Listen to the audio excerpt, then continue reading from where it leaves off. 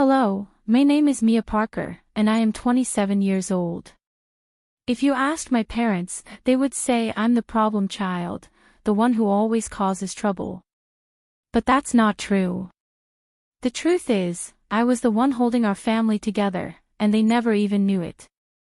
I worked hard every day to help pay for our home, my parents' bills, and my younger sister's expensive school tuition. I never complained. I never asked for anything in return. I just wanted my family to be happy.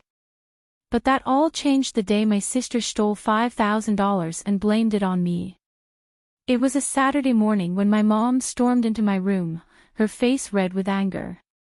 "Mia, where's the money?" she yelled. I sat up, confused.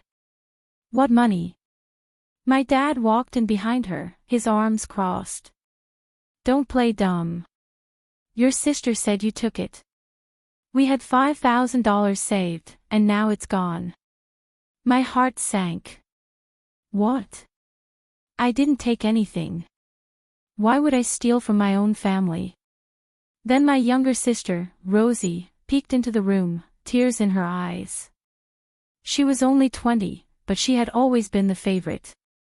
My parents believed every word she said, no matter what. "I'm so sorry, Mom," she sniffled. "I saw Mia in your room last night. I thought maybe she just borrowed the money, but now it's all gone." I stared at her in shock. She was lying, and she was good at it. "Are you serious right now, Rosie?" I said, standing up. "I never touched that money, and you know it."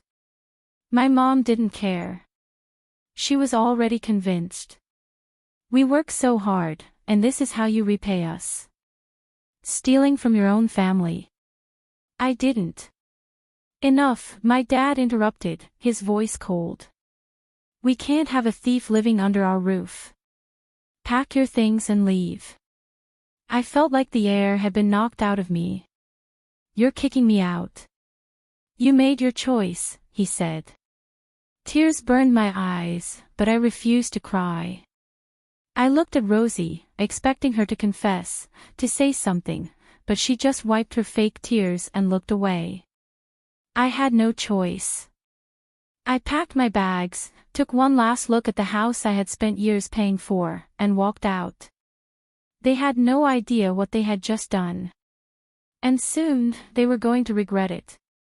I walked out of the house with nothing but a small suitcase and my purse. The door slammed behind me, and for the first time in my life, I was alone. I had no home, no family, no idea what to do next.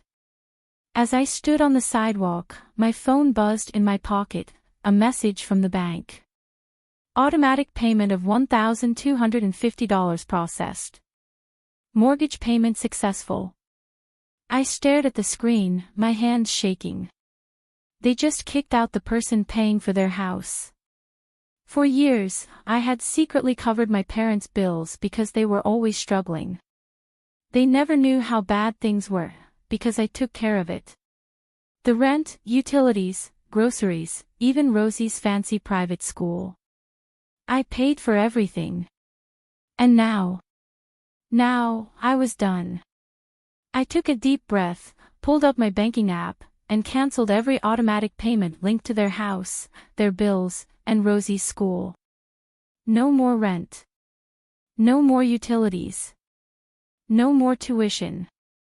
If they wanted to call me a thief, let them figure out how to survive without me.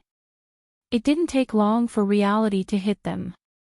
Just 2 weeks later, my mom called. I let it ring.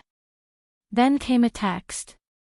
"Mom, Mia, why is the electricity off? Call me." I smirked. A few minutes later, another text. "Mom, the mortgage wasn't paid this month. The bank is calling us. Did you do something?" Did I do something? Oh, the irony.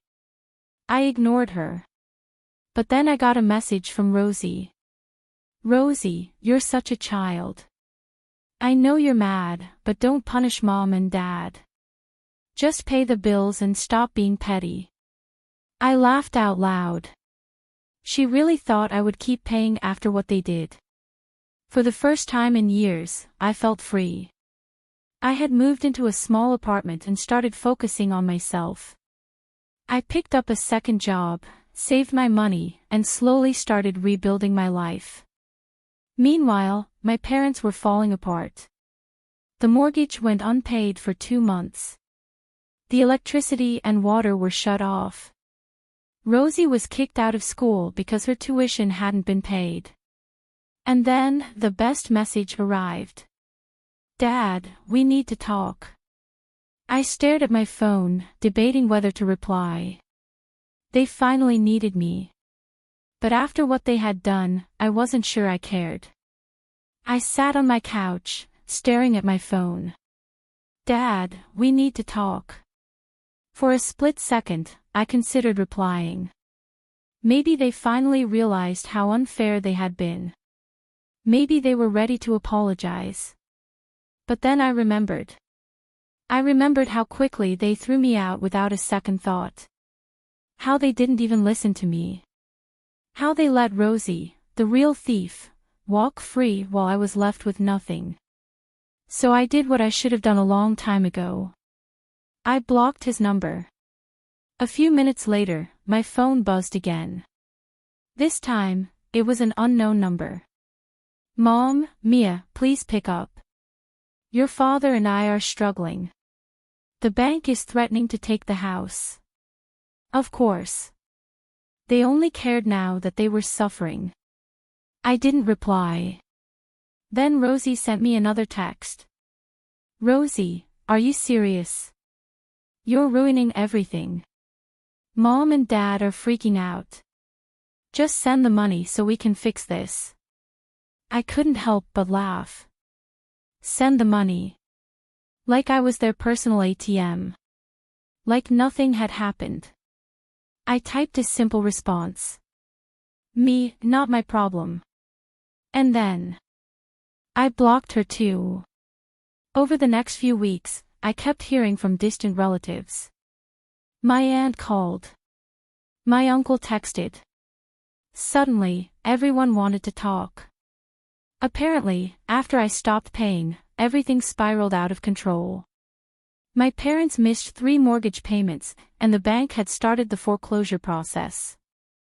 Their electricity and water were still off, forcing them to stay at a motel because they couldn't survive without basic utilities. Rosie was furious because she had to withdraw from school and lost all the privileges she was used to. My dad had to pick up a second job to try and catch up on payments, but it wasn't enough. It was karma working in real time. One night, as I was scrolling through my phone, I saw something that made me pause, a GoFundMe page. My parents had started asking for donations online, claiming they were going through a tough time and needed help keeping their home. I clicked the link, and what I read made my blood boil. Our daughter betrayed us and left us struggling. She refuses to help us, even though we raised her with love and care.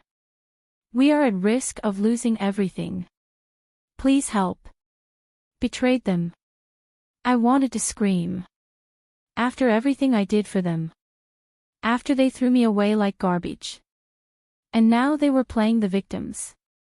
I wasn't going to let that slide.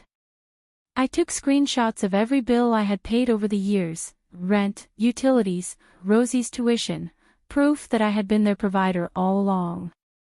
Then I left a comment on their GoFundMe. Mia Parker, before you donate, know the truth. My parents kicked me out after my sister stole $5,000 and blamed me. They never knew I was the one paying their bills. Now that I'm gone, they're finally facing the reality of their actions. I owe them nothing. I hit post.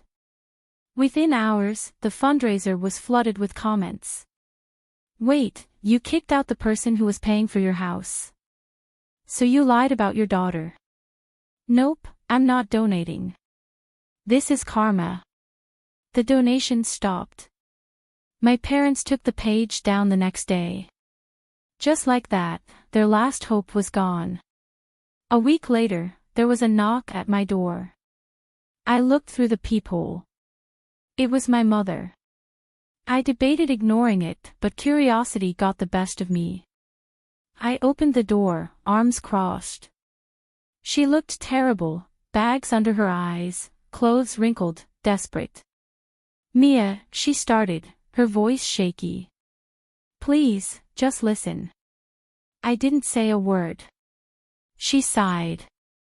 "We made a mistake. We should have believed you, but we're about to lose the house, and your father is sick from all the stress. We just need a little help." I stared at her, completely numb. After all this time, after all the pain, this was what it took for her to see me. "You kicked me out with nothing," I said coldly. "I had to build myself back up from scratch." "I know, but—" "And you still would have kept using me if you hadn't found out the hard way," I cut in. "You don't miss me. You miss my money." She looked down, guilty but still expecting something. I shook my head. "I don't owe you anything." Tears filled her eyes, but I didn't care anymore. I shut the door in her face. That was the last time I ever saw my parents. A few months later, their house was officially foreclosed. They moved in with a distant relative. Rosie tried to reach out once, but I ignored her. As for me, I got promoted at work. I moved into a better apartment. I built a life I was proud of, on my own. For years, I let them use me. I thought family meant sacrifice, even when it hurt. But now I knew the truth. Sometimes, walking away isn't selfish. It's necessary. And I never looked back. It had been 2 years since I last saw my family. In that time, I had completely transformed my life. I landed a high-paying job, traveled to places I'd always dreamed of, and surrounded myself with people who actually cared about me. No more guilt. No more being used. One day, as I was scrolling through LinkedIn, I came across a familiar name, Rosie Parker. Curious, I clicked on her profile. Her bio read, "Looking for job opportunities. Hardworking and motivated." I almost laughed out loud. Rosie. Hardworking. That was a first. Then I saw her work history, no stable job for the past 2 years. She had bounced from one place to another, never lasting more than a few months. I checked her Facebook next. It was even better than I expected, post after post about how life was unfair and how she was struggling to make ends meet. Complaints about having to pay bills, about how people wouldn't just help her out. Oh, how the tables had turned. I shook my head and closed my laptop. Not my problem. A few months later, I was out with friends at a nice restaurant, celebrating my promotion to senior manager. As I laughed and enjoyed my meal, I heard a voice I hadn't heard in years. "Mia." I turned around. It was Rosie. She looked rough, messy hair, cheap clothes, dark circles under her eyes. She was carrying a tray, wearing the restaurant's uniform. She was a waitress now. There's nothing wrong with being a waitress. I had worked hard jobs too. But Rosie. She had always looked down on people who worked in customer service. I could tell she hated being there. "Oh, wow," she said, forcing a smile. "It's been so long. How have you been?" I caught the jealousy in her eyes as she glanced at my expensive outfit, the elegant dinner, the company I was with. I smiled. "I've been great." She hesitated. "That's good." Then she took a deep breath. "Listen, Mia, I know we had our problems, but things have been really hard for me. If you could just lend me some money." I held up a hand. "Rosie," I said calmly, "did you ever pay back the $5,000 you stole?" Her face turned pale. I don't have that kind of money." "Then I guess we're both out of luck." I picked up my wine glass, took a slow sip, and turned back to my friends, completely ignoring her. She stood there awkwardly for a few seconds before mumbling, "Enjoy your meal," and walking away. And just like that, I had my closure. Looking back, I didn't regret a single thing. Cutting off my toxic family was the best decision I ever made. They made their choices, and now they were living with the consequences. As for me, I was finally free.